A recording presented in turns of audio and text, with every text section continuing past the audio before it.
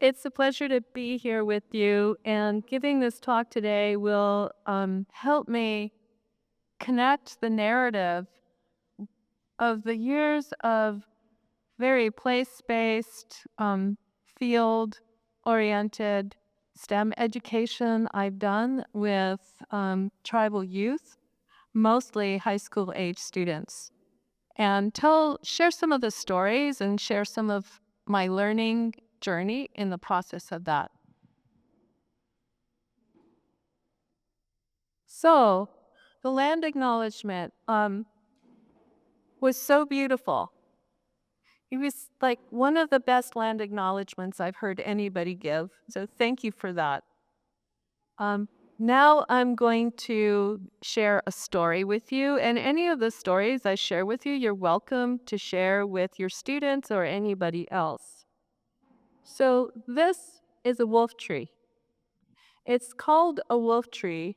It got that name in the late 1800s, early 1900s in New England, where the forest there, it's also a very moist system, and the forest there at the time had these relict hardwood trees like oaks. And then at the time, the thought was that they were trying to establish all these plantation style short rotation forests there for sustained yield. And they saw these trees as something to get rid of because they sucked up valuable resources. Um, they didn't really consider how those trees got there in the first place. And we have the same phenomenon here in Oregon, and they're also called wolf trees here. And the idea being, wolves were something to get rid of, and these trees were something to get rid of. Wolves because they competed with humans for wild game, for example, like deer and elk. And these trees because they took away valuable resources from dug firs, for example. Now, I'm a trail runner. My background is Raramuri and Western Apache, and that's what my ancestors did, and that's what I do. And I took this photograph on one of my trail runs in the hills behind my home in Corvallis. And look at this tree. And you see these trees all over the Willamette Valley. You see this big old oak, its limbs are like this, right? Totally spread out. Around it, you see these tiny little oaks. They're like toothpicks, and their limbs are like this. Why is that? The other thing is, this is mostly what you see in the Willamette, in the foothills around the Willamette, are closed canopy, Doug fir dominated forests. There's historical photographs and also paintings that depict the Willamette in the 1800s. And there is dendrochronological data that shows that the cover type of the forests in the Willamette Hills used to be mostly oak. 10% or so were Doug firs. The forest density, the stem density, was maybe 6 to 15 trees per acre. Very open. All these hills, when you drive along I-5, you see, heavily forested hills. They were once dominated by oaks and very open. How did they get that way? You're going to be hearing from Dr. Mark Swanson, who is a dear colleague of mine, and we were graduate students at the same time. And he is an eminent silviculturist, and he also specializes in fire, specifically cultural fire. So the Kalapuya used to burn. And why did they burn? Well, oak was a culturally significant food source, and so is camas. And so when I run up there in the spring, there used to be fields of camas up there. Now what I see is during like a 10-mile run, I might see 2 or 3 little camas blossoms struggling to make it. So the root of the camas was used to make a flour, and it was an important food source. And this is for indigenous people throughout most of the western United States. going into, like western Montana, that area, parts of Idaho, camas is a major mainstay.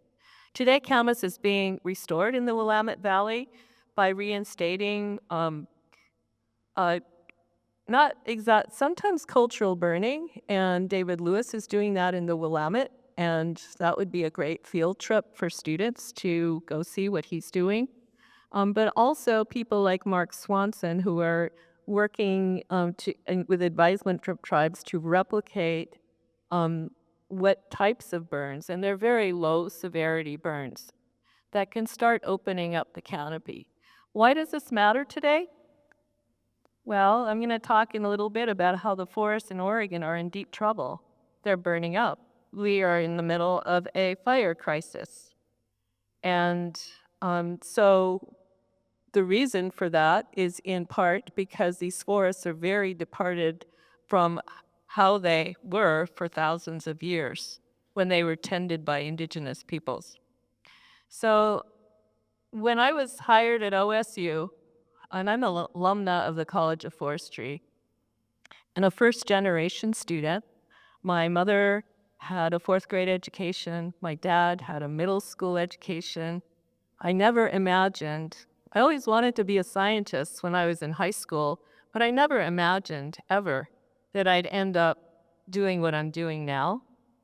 And I attribute that to amazing mentors I had, including my second grade teacher, who saw that I was interested in science. So mentors are so important. Anyway, the first thing I did, my first day on the job, was I created my own land acknowledgement. Because what is a land acknowledgement? As Leanne stated, it's the first time I've ever heard, Leanne, anybody give a land acknowledgement quite like that. That was so honest. And generally a land acknowledgement, all it says is, we stole your land. It doesn't go beyond that. So when I interviewed for the position, and this is actually in my position description, my role is to take the College of Forestry beyond the land acknowledgement. So this is what I wrote. I am committed to taking people and the institutions with whom I work beyond the land acknowledgement. I work to find ways to support the self-determination of Indigenous peoples and their communities and the centering of Indigenous knowledge and values. I am mindful of the truth that for thousands of years, the Marys River or Mpinafu Band of the Kalapuya have been in relationship with the land where Oregon State University in Corvallis, Oregon now sits, and I now live and work. I acknowledge that they experienced genocide and forcible removal to reservations in Western Oregon, and that their living descendants are part of the Confederated Tribes of Grand Ronde Community of Oregon and the Confederated Tribes of Siletz Indians. I value the deep relationships they have had with the land since time immemorial, and aspire to find ways to honor and manifest those relationships in my work and life. These are not my ancestral lands, but I am doing all I can to honor and respect those relationships, such as the story I just shared about that oak and all the work that is inspiring. So this is one of the Labor Day fires. You see how dense those forests are. And it was a summer that had exceptionally low humidity, exceptionally high heat, exceptionally high winds. This is the aftermath of one of the Labor Day fires. And then these are forests in southwest Oregon, near Roseburg, that are dying from drought stress.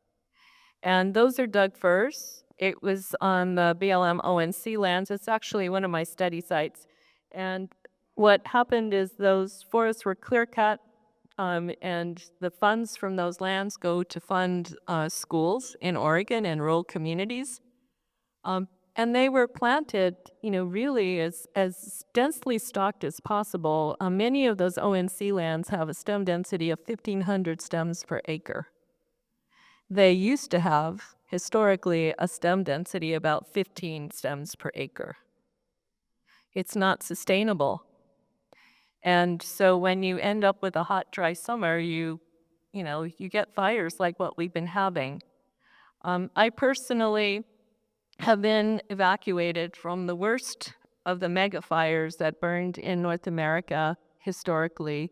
It burned in my study site in southwest Alberta. It's called the Kena wildfire. It burned with 93% extreme severity. Everything was dead. And that's not how wildfires historically have operated. They've historically been very patchy, mostly low to mid severity, and very small patches of high severity. And this is the same pattern we're seeing it in Oregon and all over the West and other parts of the United States and Canada. So why? Well, settler colonialism, and this is the formal federal policy language.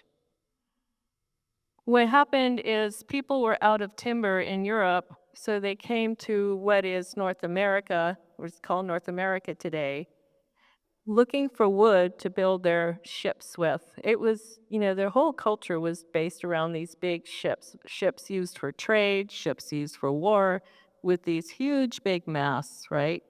And they were totally out of trees in Europe. So they clear-cut Scotland. I had a project in Scotland, and the Romans took all the timber from Scotland. And then the Vikings discovered North America had wood, and so we came over here.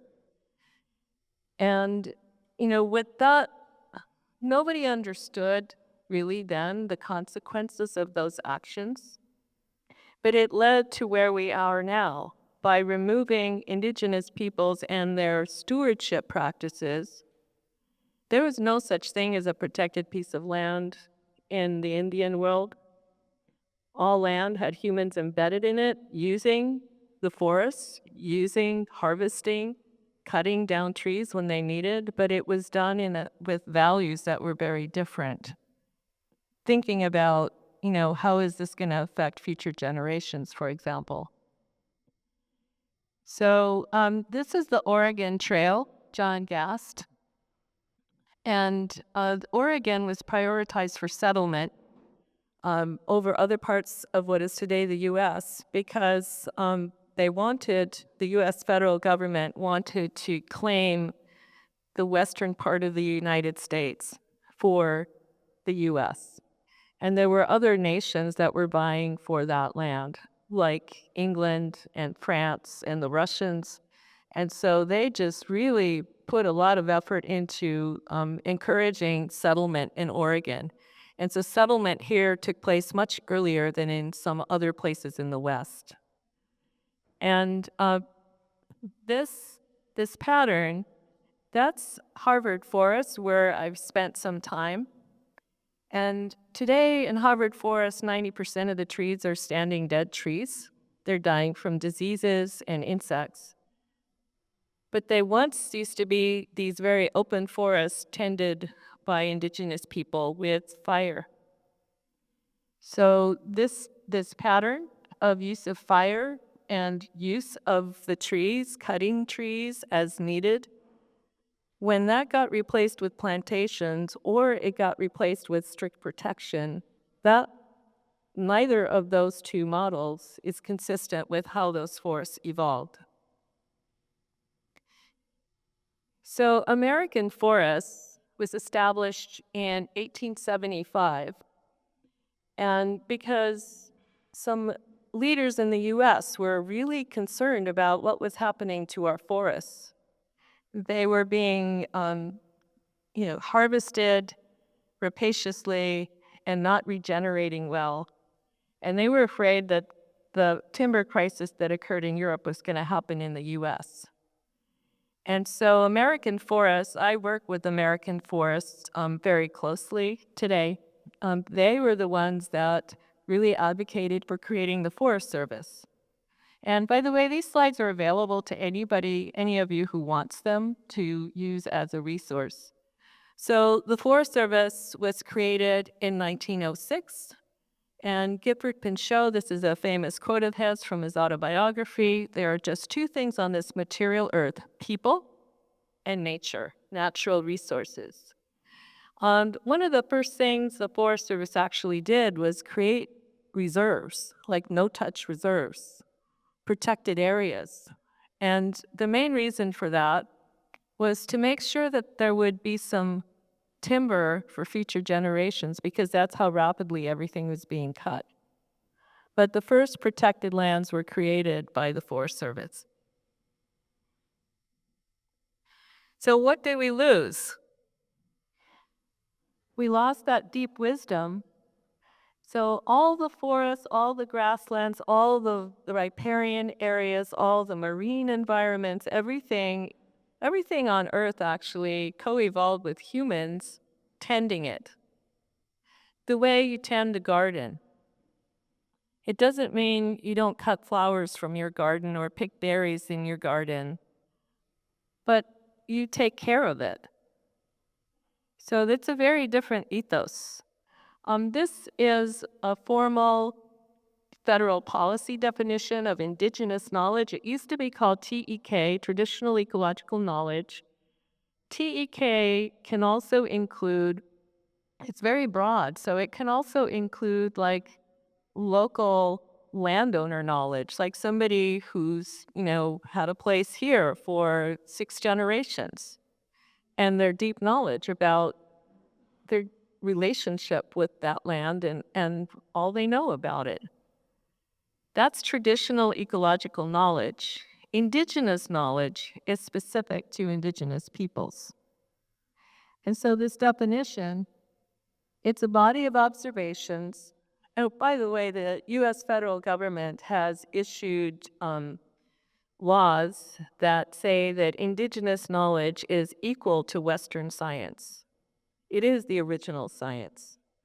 So it's a body of observations, oral and written knowledge, innovations, practices, and beliefs developed by tribes and indigenous peoples through interaction and experience with the environment. It's experiential learning. It is applied to phenomena across biological, physical, here's the important part, social, cultural, and spiritual systems. So Western science, you're supposed to be, and I'm a very formally trained Western scientist. My PhD is in forestry and wildlife. And you learn, keep your emotions out of it. Just be unbiased, look at the data, don't bring in your feelings, your thoughts, your values, just do the work. And we're firmly trained at that at the Oregon State University College of Forestry. But guess what? That's actually not possible for any of us because we're human. Indigenous knowledge centers it in how we feel about the natural world and our relationship to nature. So it's social, it's culture, it's our communities, and it's spiritual. So nature sustains us, and we are responsible to help sustain nature. It can be developed over millennia, continues to develop, and includes understanding based on evidence acquired through direct contact with the environment and long-term experiences, as well as extensive observations, lessons, and skills passed from generation to generation. This definition goes on. This is an abbreviated form of it. There's a link right there that you may want to explore.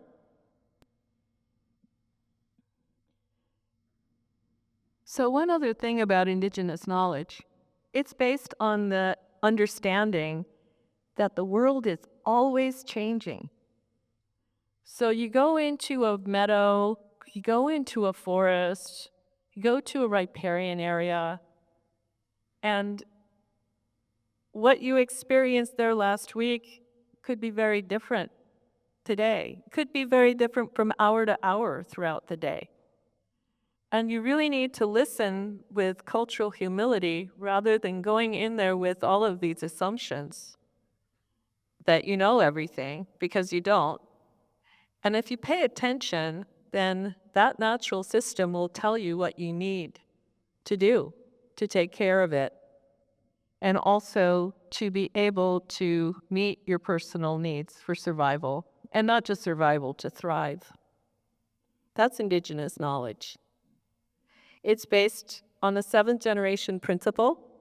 This is called different things in different parts of the world, but it's basically what you do today should have positive impacts 7 generations into the future. That's 140 years. I've worked all over the world. I was at Harvard formerly, and I was the chief scientist at Earthwatch Institute, and I had oversight over 50 projects on 6 continents. And I was in the field a lot with some of the scientists that we funded, many of whom worked with indigenous communities. So in the most remote part of Mongolia, these are their values. If you go into the most intact part of the Amazon, these are the same values. So each tribe is different. Each indigenous community has their unique culture, but the values globally, I found, are remarkably the same. So this is one of those shared values. Another shared value is about the interconnectedness of everything.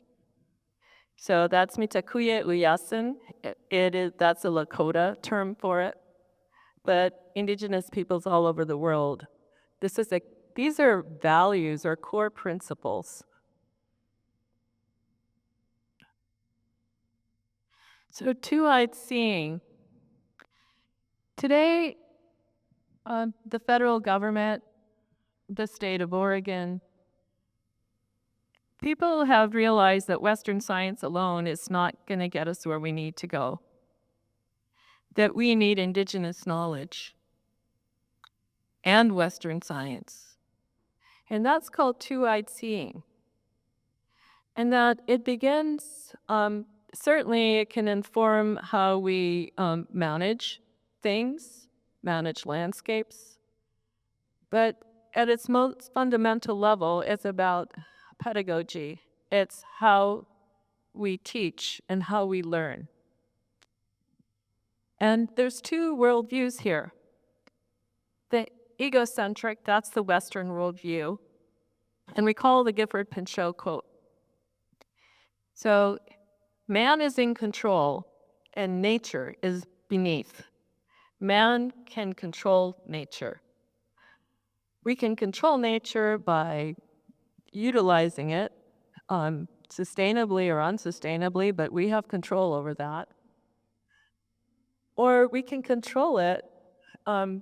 This is when I worked at Harvard, I lived across the street from Ralph Waldo Emerson's house, and the path that Henry David Thoreau took when he was living on Walden Pond and visiting Emerson ran through our yard. And the idea was, no, we're losing everything. We need to strictly protect it. And that doesn't work either. It's also a top-down, humans in control type thing. Let's take humans out of nature. Let's not touch anything. And maybe let's only use it for recreation, hiking and things like that, right? Well, that's part of what has gotten us into the crisis that we're in today, both of those perspectives, actually. They're egocentric. The indigenous perspective is that humans are embedded in nature. And not only that, there's all of these creation myths that, tribes and indigenous communities throughout North America have. And I'm not allowed to share them because one does not share another community's stories. But they all have a common theme. Humans are on Earth, arrived on Earth, and we're floundering completely. Why? Because we're the dumbest species on the planet. And if we pay attention to what the animals, the plants, the trees are telling us, the fish, we just might learn what we need to do to survive. And that's the common theme in all of the creation stories. And so that is indigenous knowledge. Those are the creation stories for tribes and indigenous peoples that are really, this is the indigenous philosophy and worldview. It's very different. We can't control nature, but there are values that are part of nature that include reciprocity. We take care of nature, nature takes care of us. It teaches us. And so maintaining that cultural humility is important.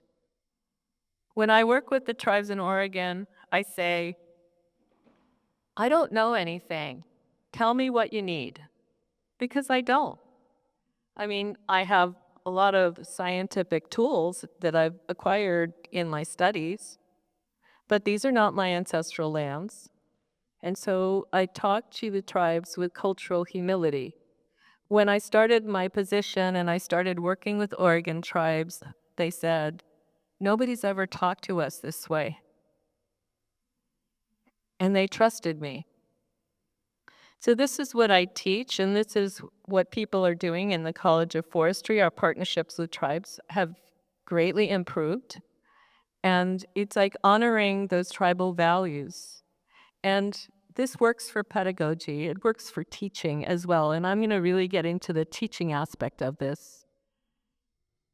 So these are two separate knowledge systems that need each other in today's world. Indigenous knowledge alone is not going to solve the wildfire crisis, and neither is Western science. But together, just imagine, right? So a bit more about this. The braid of sweetgrass, it represents two-eyed seeing. It's bringing together Western science, one strand of the braid, indigenous knowledge, the other strand of the braid, and what brings us together, which is our deep, deep concern about what's happening to the natural world. And it affects humanity profoundly because nature is our source of sustenance. Without nature, we can't live, right? So that is, the braid of sweetgrass is a very powerful metaphor. So there's this big push right now to practice two-eyed seeing, to come together across cultures, but nobody knows how to do this. It hasn't really been done effectively. And this is me in Alberta with two high school teachers from a tribal high school. So the Alberta Parks Canada and the Kainai First Nation, or Blackfoot, they gave me a grant. I had been doing this project with Parks Canada and Earthwatch Institute for about a decade. It was part of my PhD work. And a tribal member joined me in the field and said, this would be a great learning opportunity for our students. I was studying food webs and the effect of fire on elk herbivory and how that was affecting plant communities in a system that used to have bison on it, but the bison were removed 125 years earlier. And so I said to them, I would love that, but I need you to tell me how this could work for these students. And many of these students are highly at risk. So that's before we did anything. I'm in the field with two of the high school teachers, and they're teaching me. You know, what are their priorities? What do they think will work best for students? So that's the co-creation part of it. The issues, the challenges are that most tribes have very limited capacity, like very low staffing, not enough funding from the US federal government to be able to hire people at competitive salaries. So they want to partner, but they just don't have the capacity to do everything they want to do. There's lack of relationships, so most commonly, people who are not members of a tribal nation approach that community with a plan already in place and a grant that they've already gotten funded. And then they say, we're here to help you. Now think about how I approach these teachers. And I said, I need you to teach me how this could work. Very different, right? Lack of cultural awareness is what I'm talking about. So humility is a core value for Indigenous people, cultural humility. And when you engage with tribal nations, I also find that the same way. I lived in rural Montana, extreme rural Montana for 35 years. It's, everybody's equal. And that person whose relatives homesteaded and who has had a hard life in agriculture knows way more about that system than you do. So that's cultural humility to build relationships. And then the other part of it is short timeline. So the average grant is like 2 years. That's nothing if you're looking to build these relationships. Okay, so there's a lot on this slide. This is two-eyed seeing. So two-eyed seeing braids together Indigenous knowledge and Western science. It's a holistic pedagogical model based on reciprocity created in 2004 by Micmac elder Albert Marshall in Canada, in New Brunswick. So the story is this. In Canada, they had invested, the federal government, a large amount of money, millions, hundreds of millions of dollars on human health and education programs. And they were applying those programs like broadly across Canada. And they were very based on a lot of deep research and study, and they were beautiful programs. And they worked wonderfully in non-Indigenous communities. And they were failing miserably with Indigenous communities, the same program. And so there would be a school that would have First Nations, Indigenous students, and students who were non-Indigenous. And the students would get the same, type of teaching and curriculum and support, and the Indigenous students would fail, had a really high failure rate. In human health, we're talking about things like suicide and drug addiction, other things, right? And so a researcher at a university in New Brunswick decided to take a deep dive into why does this work so well with these people but not with this other group? Everybody learns the same way, right? And so this elder, she consulted this elder, and he educated her, and she had cultural humility, and she listened. And he said, what we really need is two-eyed seeing. So it was originally intended, two-eyed seeing, to be applied to education. It has been applied to fisheries in Canada. We are applying it, myself and my co-investigators, Tom DeLuca, the Dean of the College of Forestry, and Michael Nelson, who's a professor in the College of Forestry, to forest landscapes. And I'm going to walk you through this cycle. So I lead a large program in Western Oregon working with the 5 tribes of Oregon. And Congress saw what I was doing in Canada and on the Northern Great Plains in Montana, which involved STEM education, and asked me to replicate it and asked where I would replicate it. And this was about 4 years ago, and I said Western Oregon because those forests are in deep trouble and there's multiple tribes there. So just hold that in your mind, and I'm going to go through this cycle. The first thing that you do, and I've already been talking about this, you identify shared priorities.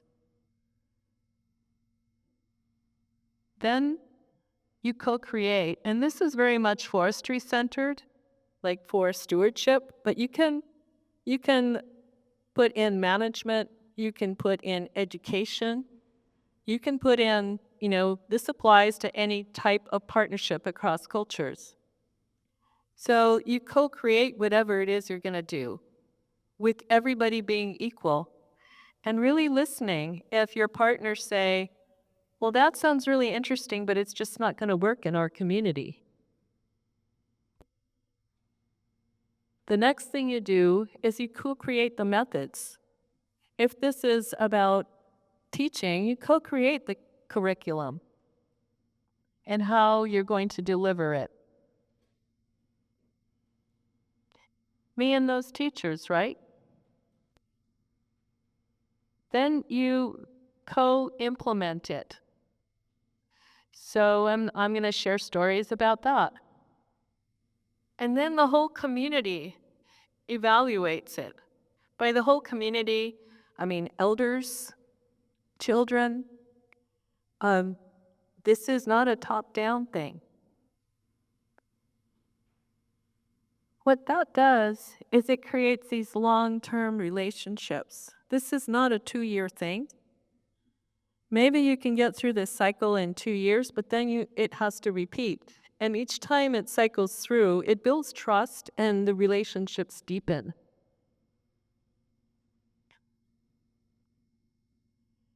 I'm going to give you a couple definitions here.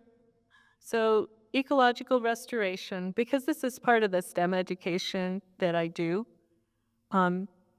it's the process of assisting the recovery of an ecosystem that has been degraded, damaged, or destroyed. And I was one of the co-authors of the Society for Ecological Global Standards for ecological restoration. I wrote the Indigenous knowledge section. Ecocultural restoration is the process of restoring key historic pre-contact, pre-industrial ecosystem structures, processes, and functions, and the indigenous cultural practices that help shape ecosystems.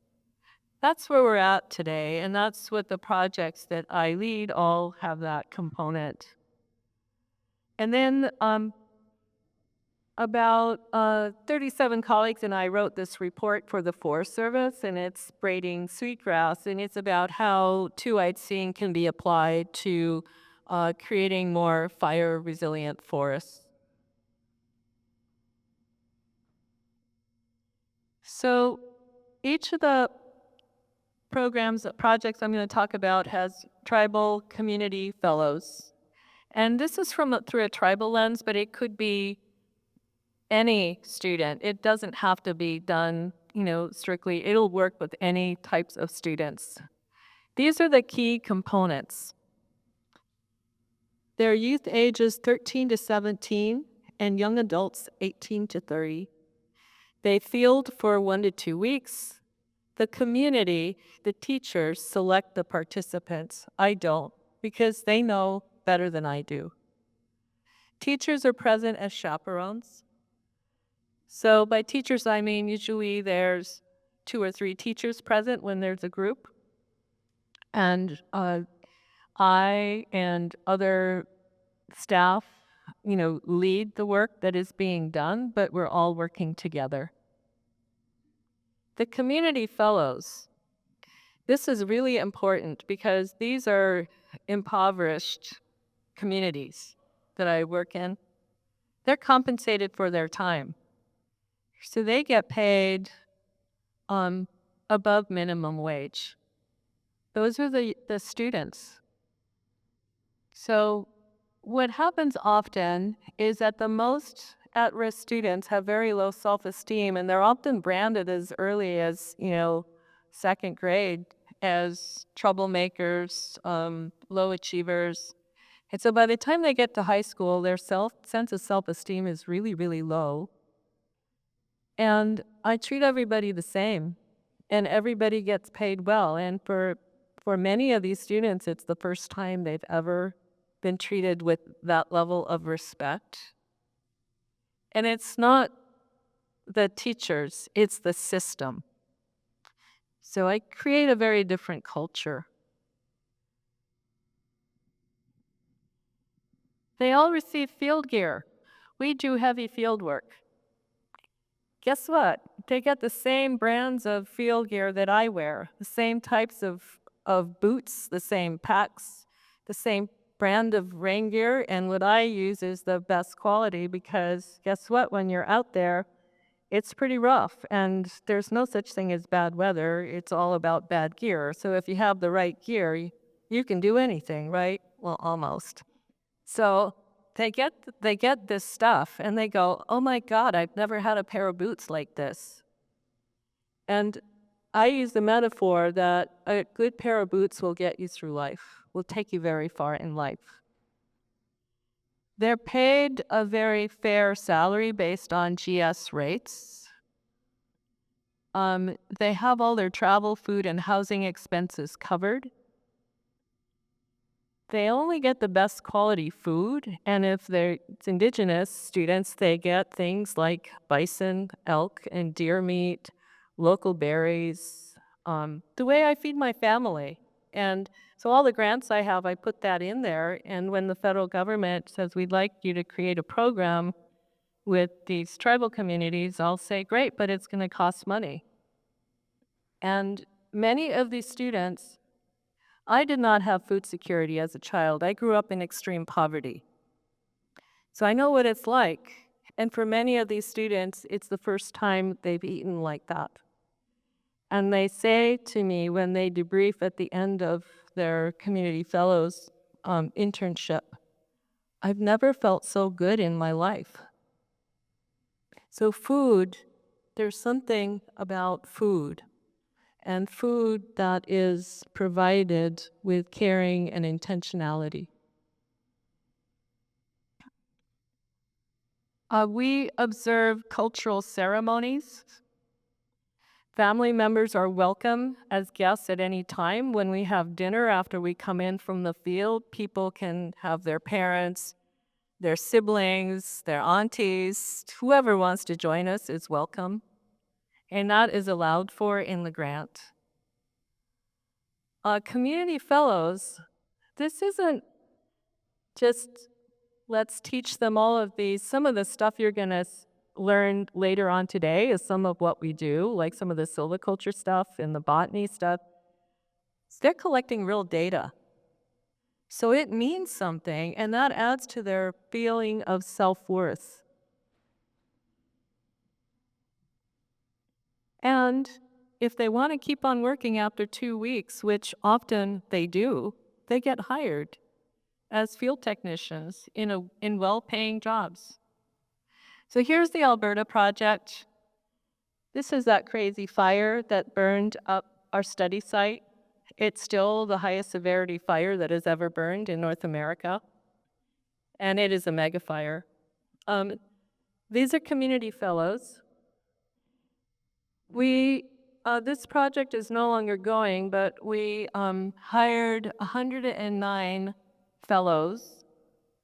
17 were hired as technicians. 6 have been hired by federal and tribal agencies.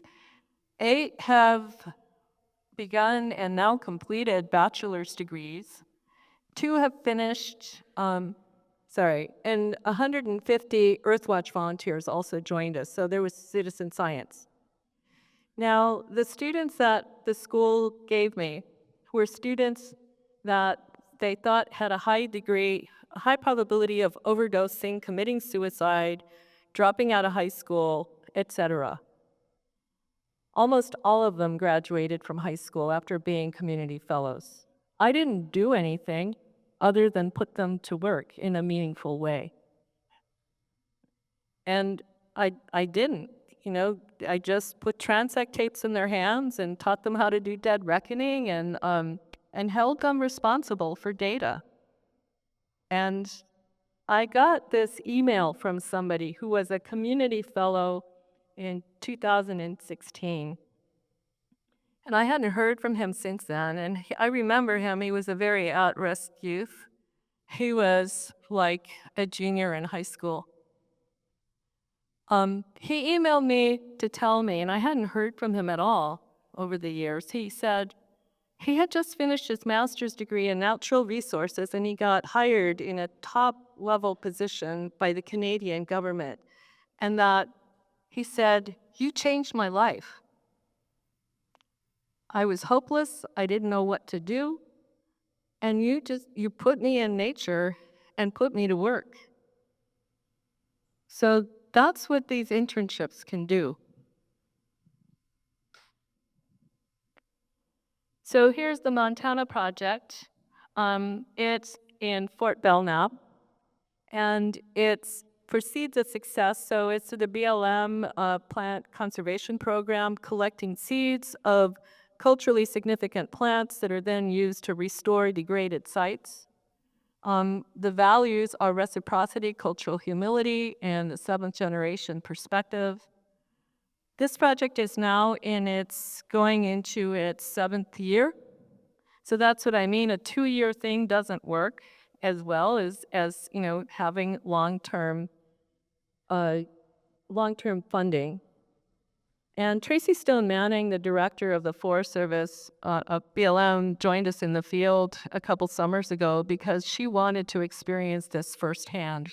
This project is seen as exemplary for partnerships with tribal nations. So that's Dean Tom DeLuca with one of the community fellows, who, when that picture was taken, it was her 2nd year on the project, and she wanted to be a technician. Today, she is finishing college with honors. She was a suicidal teenager when she was a community fellow with major addiction issues. So, and that picture, that's a cultural humility image, the set top center. That's a BLM botanist for the whole Montana Dakotas region. And before we started that project, she is with Minerva Allen, who's a tribal elder who has since passed, who is an ethnobotanist. And she's asking Minerva, are these the right plants? Are we doing this right? How should we do this? This is a botanist who's in charge of a vast area for a federal agency. And look at the body language. And so Minerva Allen gave us her blessing and some guidance. And that's how we started that project. So this is where it's located on the Northern Great Plains. It's a site that has one of the highest archaeological site densities of any place in North America. There's stone rings and burial mounds and a lot of things on the ground.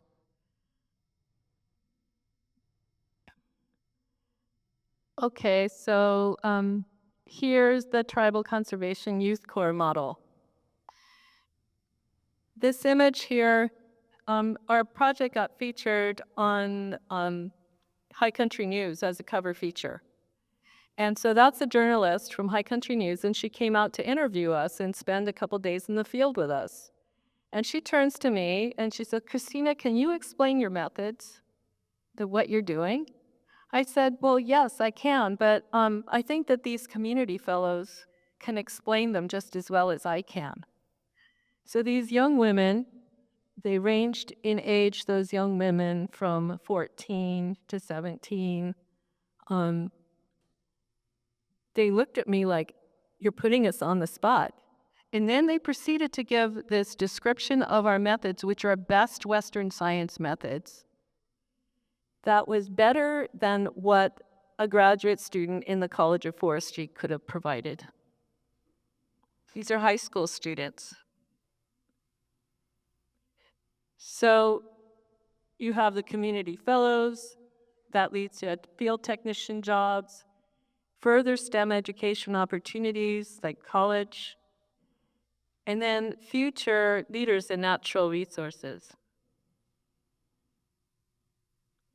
The outcomes of that project have been, well, you see, a lot of jobs, mostly for tribal youth, mostly for Native Americans, $250,000 in in-kind contributions, and the rest is all federal funding. 20 community fellows, 10 hired as technicians, 5 enrolled in college in natural resources. And we collected 50 pounds of seeds of really important plants, these seeds are very scarce and are used to restore these degraded grasslands in the West. So now, when Congress asked to replicate that, I said Oregon, in Western Oregon, and so here we are. And recall the two-eyed seeing model. So Congress said, where would you do this? I said, Western Oregon with the 5 Western tribal nations. And they asked how much funding I wanted. This was conveyed through BLM. BLM said, double what you really need because they're going to cut it down. So I said, $10 million, and they gave me $5 million, which was exactly what I needed. And then they said, okay, write an assistance agreement, write a proposal for this. So then the first thing I did was I met with the 5 tribes in Western Oregon. And I said, is this something you want to do?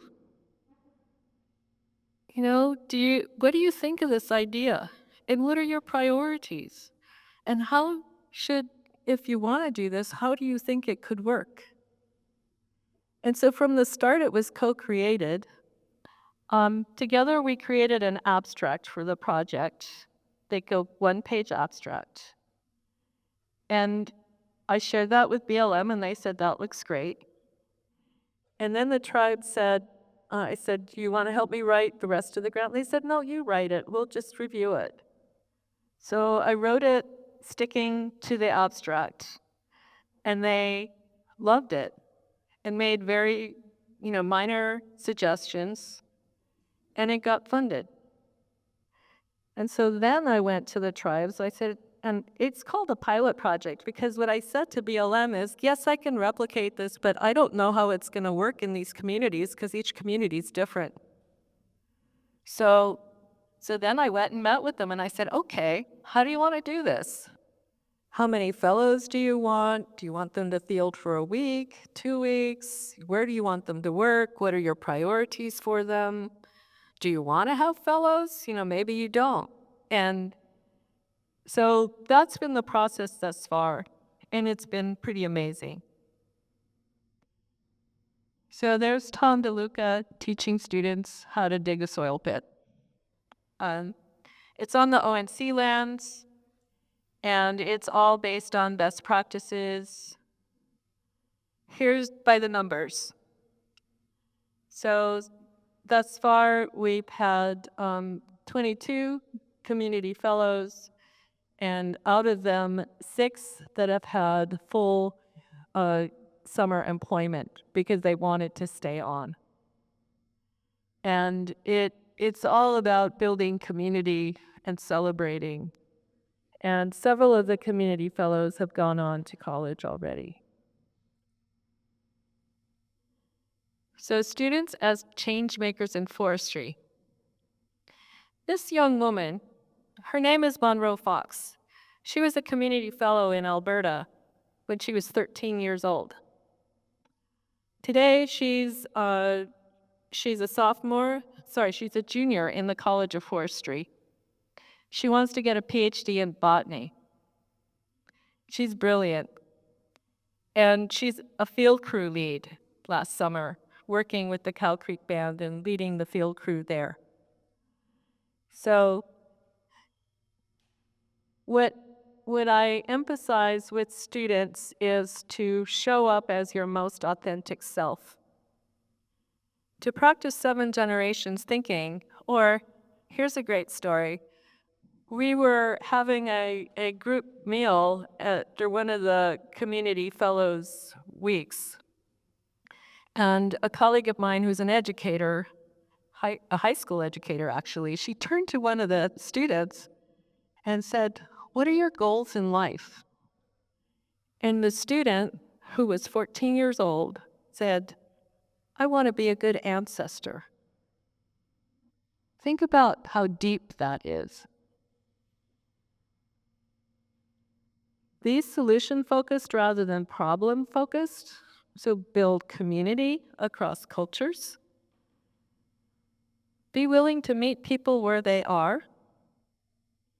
In Montana, our work takes place and in Alberta, in ranching communities that are very impoverished. In Oregon, our work takes place in communities that are very timber focused, very rural, and also struggling financially. You meet people where they are. And then you bring your best to each moment. And what I found over the years that these fellows, they just shine. And I still don't understand why it is, but I've given you all the ingredients that went into this mix, right? So it must be something about all of that put together, and great teachers also who are amazing, not just sources of support, but we're full partners in this. So this is one of the teams of community fellows and working in Alberta near Waterton Lakes National Park, and they're doing a cultural burn for us, and they're celebrating. So thank you. Okay, we have just a few minutes if anybody wants to ask for questions. I can bring the mic around so that we can hear the question. All right, Debbie, coming to you.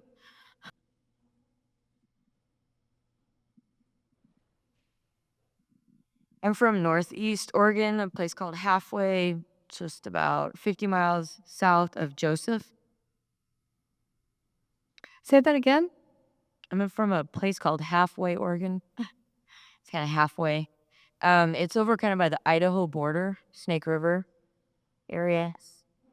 Anyways, we burned pretty big this year in Northeast Oregon. And I have been working with the Northwest Youth Corps, which has an Idaho conservation group. It's kind of an extension of it. Have you guys worked with the Northwest Youth Corps out of Eugene, or maybe starting something like this? No, I have not yet. I've heard that their work is really, really good, amazing. I've been working with Sustainable Northwest, and they have a variety of programs as well. So there's some amazing organizations in the Pacific Northwest that are doing nonprofit organizations that are really advancing these types of relationships. All right, we have time for one more question. All right, before we head to break.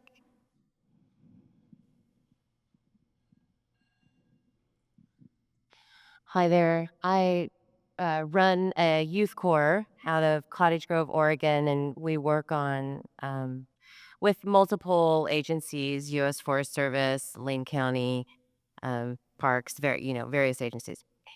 And I am wondering if you have any suggestions for how we could integrate two-eyed seeing into our youth corps program and the work we do. Um, wondering how we can braid two-eyed seeing into our work with the youth where we are. I know you gave suggestions, and I'm just hoping for some really practical steps.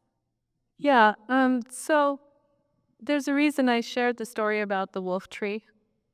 And there's a lot of elements of the natural landscapes in the Willamette Valley that bear the strong marks of Indigenous stewardship. And so a way to integrate two-eyed seeing is to take your students to sites like that and share stories. And the Indigenous knowledge it's shared by via stories, right? And then have your students explore, well, how do we can't go back, so how do we work together? And brainstorm ideas for that, how that could work. And I've seen like amazing creativity come out of conversations like that.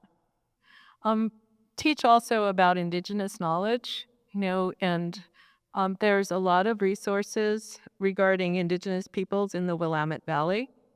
And then think about, what are the what's the evidence on the landscape? Those oaks are so obvious and they're such teachable moments.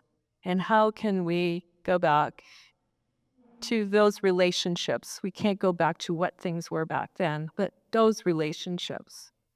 And have students think about how they would honor those relationships in their work in life.